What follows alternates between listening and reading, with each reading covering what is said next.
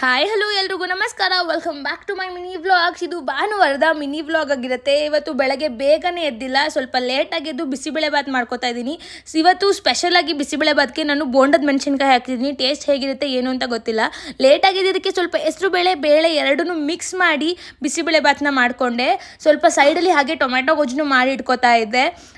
ನನಗೆ ಬಿಸಿಬೇಳೆ ಬಾತ್ ಮಾಡ್ತಿರೋ ರೀತಿ ತುಂಬಾ ಸಿಂಪಲ್. ನಾನು ಅದಕ್ಕೆ ಸ್ವಲ್ಪ ಹೆಸರು ಬೇಳೆ, ತೊಗರಿ ಬೇಳೆ, ಹಾಗೆ ಅಕ್ಕಿನ ಹಾಕಿ ತರಕಾರಿ ಎಲ್ಲನೂ ಹಾಕಿ ನೀಟಾಗಿ ವಾಶ್ ಮಾಡಿಕೊಂಡು ಅದಕ್ಕೆ ಸ್ವಲ್ಪ ಎಣ್ಣೆ ಎಲ್ಲ ಹಾಕ್ಬಿಟ್ಟು ಕೂಗಿಸ್ಕೊಂಡೆ. ಸ್ವಲ್ಪ ಚೆನ್ನಾಗಿತ್ತು, ಅಷ್ಟೇ ಸಖತ್ತಾಗಿರಲಿಲ್ಲ. ನಮ್ಮಮ್ಮ ಪಾಟಲ್ಲಿ ಕೊತ್ತಂಬರಿ ಸೊಪ್ಪು ಬೆಳೆಸಿದ್ದಾರೆ ಅಂತ ಗೊತ್ತಾದ್ಮೇಲೆ ಬಿಡ್ತೀನ ಹೋಗಿ ಸ್ವಲ್ಪ ಕಿತ್ಕೊಂಡು ಬಂದು ಅದಕ್ಕೆ ಕಟ್ ಮಾಡಿ ಹಾಕಿದೆ. ಯಾವಾಗ ಹಾಕಿದ್ರೋ ಗೊತ್ತಿಲ್ಲ, ಸಕ್ಕದಾಗಿ ಬೆಳೆದಿದೆ. ಮಧ್ಯಾಹ್ನ ಹಂಗೆ ಸ್ವಲ್ಪ ನಿದ್ದೆ ಮಾಡಿ ಸಂಜೆ ಹಂಗೆ ಸಿಕ್ಕಾಪಟ್ಟೆ ಹೊಟ್ಟೆ ಹಸಿವಾಗ್ತಿತ್ತು ಅಂತ ಚೈನೀಸ್ ಸ್ಟೈಲಲ್ಲಿ ನೂಡಲ್ಸ್ನ ಮಾಡ್ಕೊಂಡಿದ್ದೆ.